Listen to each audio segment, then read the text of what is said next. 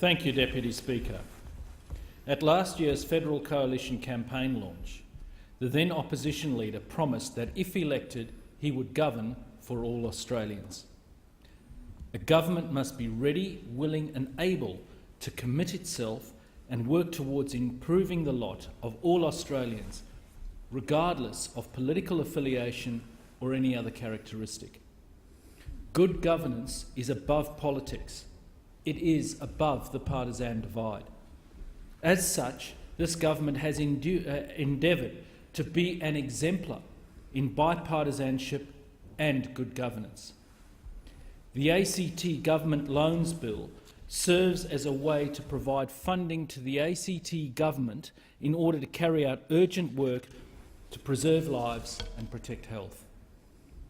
This loan will help the ACT government to fund the purchase of affected homes, removing residents from the danger of Mr Fluffy.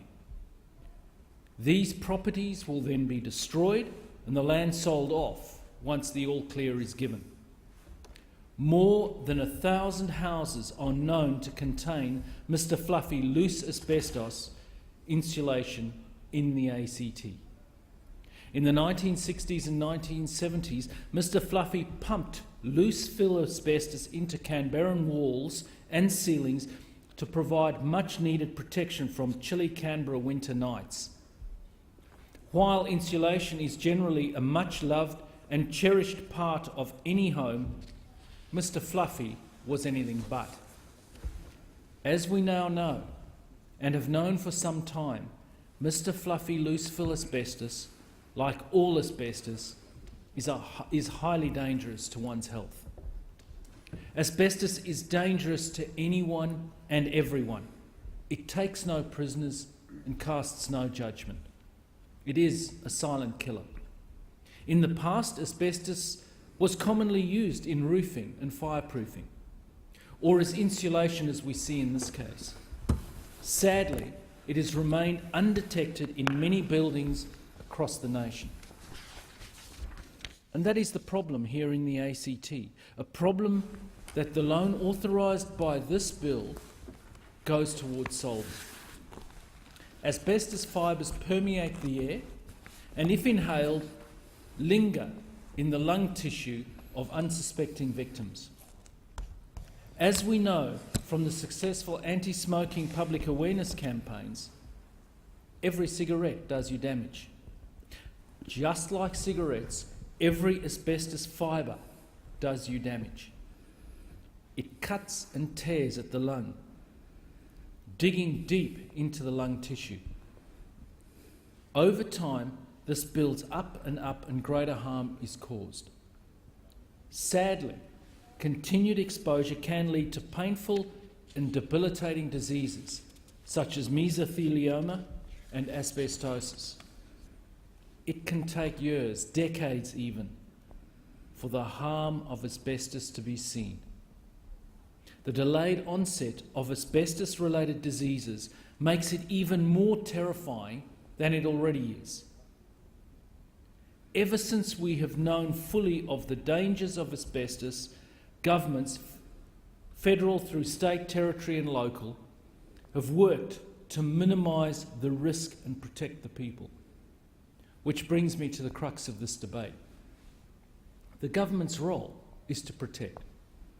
Protect property, protect lives and protect society. When thinking of the role of government, I'm often reminded of what President Reagan said, that a government's first duty is to protect the people, not run their lives. And often protecting the people involves one government working with another, just like we see in this bill. If the ACT government was to fund this on their own, it would total up to 1/5 of their budget. We cannot expect the ACT government to fund this up front, nor would we want to. For many ACT residents themselves suffer if the ACT government suddenly had 1/5 less money to deal with. a fifth less of programs, a fifth less of community service. In order to help the ACT government protect both those in homes ruined by Mr Fluffy and the wider community as a whole, we can and we must provide this loan. I look forward to the day when no Australian has to grow up with fear of asbestos, the great unknown, the shadow behind every wall, in every tile, in every roof.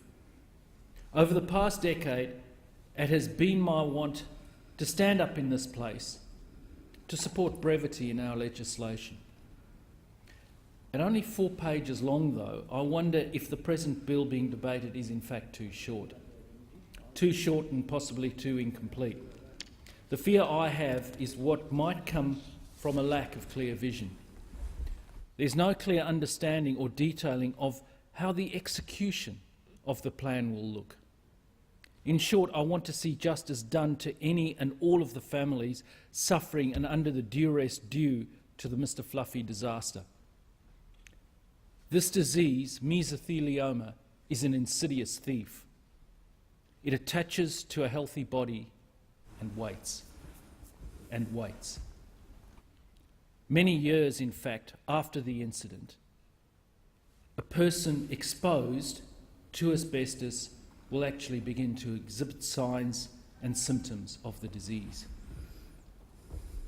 The heart-wrenching stories told by those diagnosed with this disease go some way to explaining the urgent need for this bill, as does an understanding of what it must be like to be a parent and to have to constantly live with the fear that you might be consigning your child to a death sentence, a slow and painful death. Think of the children that have moved away. The fears of their fathers and mothers remain. It would be churlish to comment on current investigations. However, I will make this point. I ardently hope that the plan to fix the situation today is executed in a fully professional and comprehensive manner. This is not what has happened previously. Remediation and amelioration programs in the past have been nothing short of debacles. Fewer words leave less for specification. Without specification, there is always a danger of unintended consequences, of project black holes, of budget blowouts. I welcome and support this bill and the succour it will provide to many families here in the ACT. Indeed, by studying the issues surrounding this bill, I've gained a greater understanding of mesothelioma. This understanding will help shape not only my policy responses to this crisis, but act as a well from which to draw when we come to deal with our own issues in WA. It is the case that today there are many homes in my electorate of Tangney that have asbestos. It is impossible to put an accurate figure on the number of homes affected. Many live in blissful ignorance or fear that their suspicions may prove correct. Needless to say, just one home endangering just one person's life is too many. It is terrifying to think that the thing we define as the embodiment of safety, our home, our castle, would be the thing that could give us life-ending cancer. Time will tell who is and was at fault, and if there were issues of responsibility or negligence on the part of the federal government. What is beyond doubt, however, is the need to act. The hope must be that this is a bipartisan approach, and one that appeals not only to the better angels of our nature, to quote President Lincoln, but a process of moving forward together. There is nothing so wrong with our community that cannot be fixed by what is right in our society. My thoughts and prayers are with those fighting a most terrifying battle. My hope is that they know, whether in Canberra or in Perth, that we in this place put the health and well-being of people above all else. I wish them to know that in this, their most challenging and dark hour, the light is not far away. It is always the darkest before the dawn. I believe the spirit of Australia is a defiant, rugged resourcefulness, and I hope that from some of those suffering, a terrible beauty can be born. A beauty of not having to repeat the sorry story again, and not having other Australians go through something similar in the future. That is my hope. It is my wish. This first step, this concrete action, will get concrete moving, and people's lives will be able to be built again. They can move forward without fear. That is what this bill is all about. This bill will return just a little more hope, reward and opportunity for those who need it most.